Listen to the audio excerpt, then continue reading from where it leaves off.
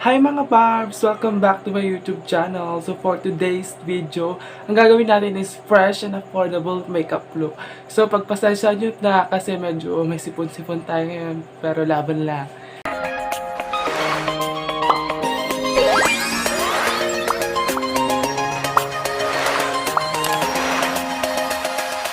So first, ang foundation ko is this one. This is from EVERBILENA All Day Liquid Foundation in shade Oriental. Ayan. Kulang ko ng small amount. Ganyan lang siya kadami. And then, bounce mo na sa iyong mukha.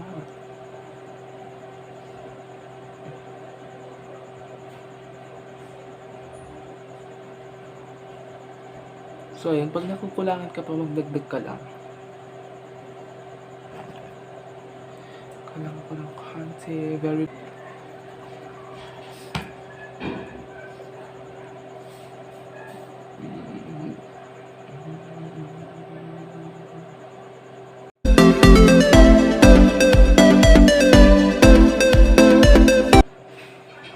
Okay na ka dito. Pinaka sa blending niya. Next naman is concealer. Ang gagamitin kong concealer for today is this one. Maybelline Fit Me in Shade Sun. Ayan, kitang-kita nyo, gamit na gamit. Nakakaw lang siya sa under eye. Dito. At dito. Same way si Akda. Sa kabila. Dito, tsaka dito. Ayan. Very light lang. Para ma-highlight lahat. And then, i-blend mo siya using your beauty blender or your brush. Ayan. Pasensya na sa boses ko, my God. So, you can see, lift na kagad yung ating eyes. Kabila naman.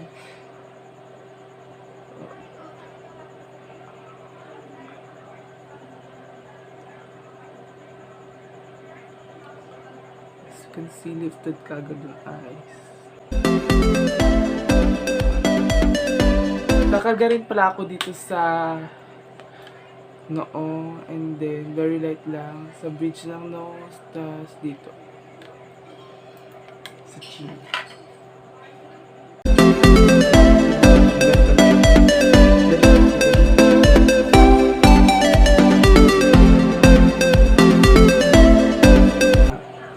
So, ganyan na ang ating concealer. Bongga-bongga na. Kaya rin siya. Ayan. So, next item natin is this one from EVERBILENA ulit. This is Scalp in Strobe Stick. Ayan. Pasensya nyo na po yung aking boses at sipon ngayon. So, gusto ko lang talaga mag-vlog. So, yun. Karga mo lang siya sa perimeter ng yung face. Ayan. Contour ko lang ng very light. Gusto ko dito kasi as you can see okay, dito, sa inyong noo and sa cheeks. So balik tayo. Ang gusto ko dito pag na-blend na siya, seamless siya, at tapos blendable tsaka mura. Yun yung maganda kay EVERBILENA. Cruelty free at paraben. Cruelty free siya pala at paraben free. Yung mga products nila. And hindi siya gaanong kamahal. And worth it naman. So, concealer nyo lang naman itong ating contour. Para mababawasan tayo ng taba. Ayan. Kakakain ng quarantine. Ayan. So, yung look natin ngayon is medyo pakak ng very light. Ayan, blend mo lang. Blend mo lang. Baka naman po EVERBILENA. Sorry! So, ayun, sinisipon ako. Pero ito na lang ginagawa ko. Parang makeup therapy na. Dahil wala akong magawa. Ayoko din naman maboard dito sa bahay. Ayan. So, you can see, ang bilis na blend ng ating contour. Ayan, nabawasan tayo ng ilang kilo. Charot. Ayan, kita nyo naman, super blendable siya. Seamless, parang wala, di ba? Yan ang gustong-gusto ko sa EVERBILENA. Ayan. Next na very affordable product na setting powder is this one from Nichido. Ayan, final powder in shade Creamy Glow. Wala ko ng very light, as in konti lang. Tap ko lang yung excess dito sa kargahan niya. And then, karga na natin siya sa as in konti lang. I-press mo lang siya. Ayan, press mo lang. As in konting-konti lang. Hindi mo kailangan ng madami. Oh my gosh. You don't need more. The more na madami kang kinakarga, yung texture mas nabibuild up. Kaya konting-konti lang. Mukha nyo kaya konti lang. Tsaka ayaw ko din siya masyadong madami. As in konti lang talaga. As in konting-konti lang. So, next na tayo sa eyeshadow naman tayo ngayon. Ang gagamitin ko is this one from BH Cosmetic Marble Collection Warm Stone. Ayan. Meron siyang 12 color eyeshadow palette. Ayan. Kitang-kita nyo naman. Ayan siya. So, first na gagamitin ko is this one for my transition shade. I'm gonna use this one. Ito. This one. Ayan. Kakarga ko lang siya sa ating crease as my transition shade.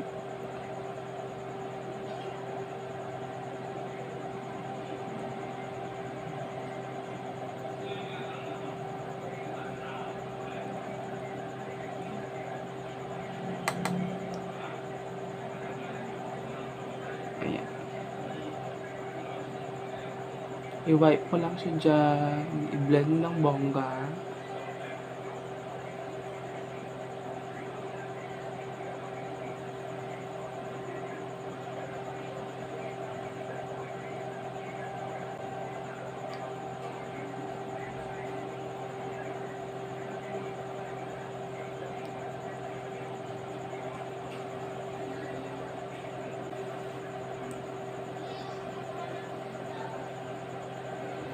So, next na shade naman na kukunin ko is this one.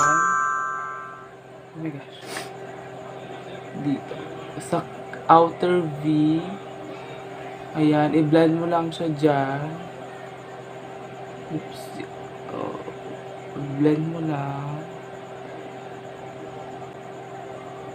Hanggang sa inner corner. Hanggang dito sa may bridge ng nose. So, nakikita nyo, parang may hollow siya dito.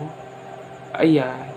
Para mamaya pag nag-contour tayo sa ilong, may connection na kagad. At, tighten sila. Kasi nagtatight yung look. So, ayun. I-darken up ko lang siya ng very light using this one. Ito. Using this one. As in, konting-konti lang. Ayan. And then, blend na natin siya. Medyo precise yung brush para ma-blend ng maigi. Ayan. Ayan, ang ganda. Kikita nyo ba?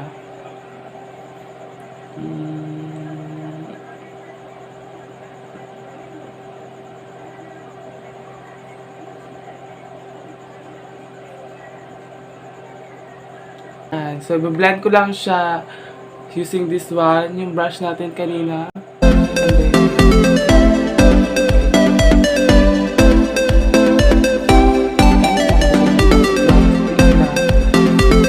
Magsishimmer na tayo, so wait, pili muna ako. Parang ito yung bet ko sa look na ito. Ito. Hanggang ko lang siya sa ating lids. Ayan. Oh, ang ganda. Sana makita nyo ang ganda niya.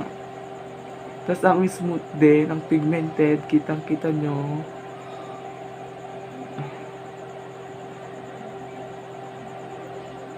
Ayan, i-tap-tap lang natin siya hanggang sa pinakataas.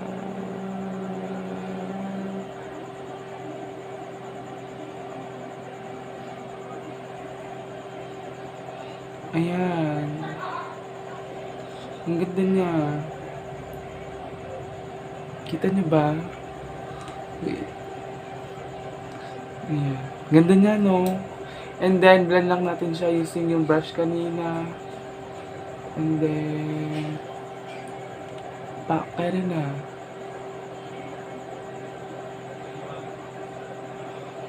And then, magkakargala ako sa inner corner. Using this shade, yung pinakamaputi. This one. Ayan.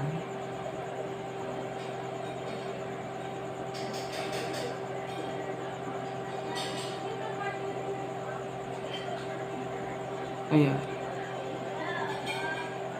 So, ayun, mag-eyeliner lang ako, magmamascara, and I'll be right back.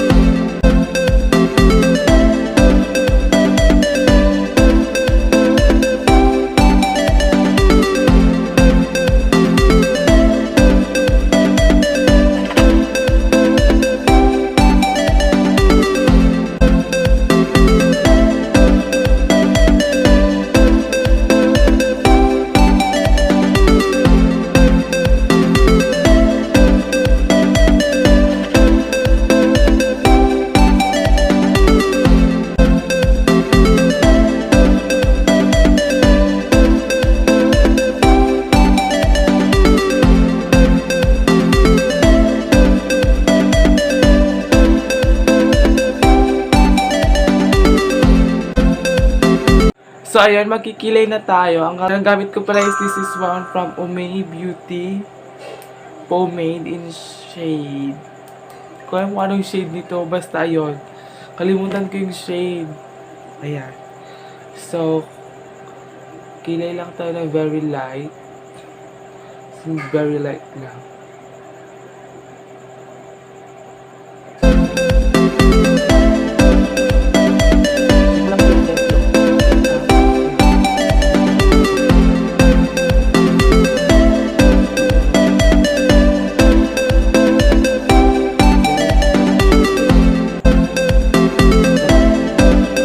Gagawin ko lang yung under eye and next na tayo sa next product. Kunin mo lang yung dalawang shade na ito. Ayan. Kunin mo lang itong dalawang shade na yan. And then, paghaluin mo lang siya. Then, karga mo sa lower lash line.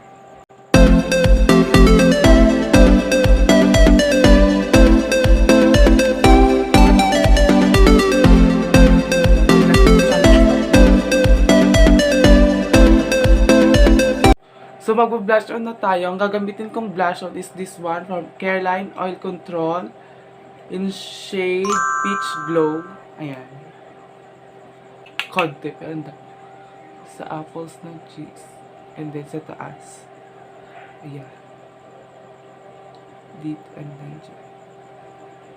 Then, medyo dramatic na yung eyes. Dapat medyo subtle lang tayo.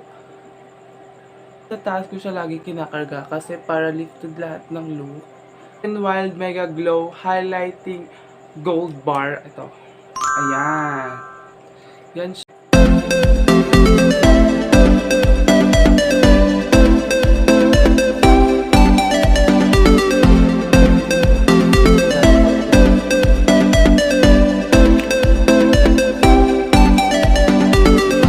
Nagagamitin ko is this one from CARELINE. Yan. In shade Mood. Yung lipstick. Karga lang natin siya sa lips as usual.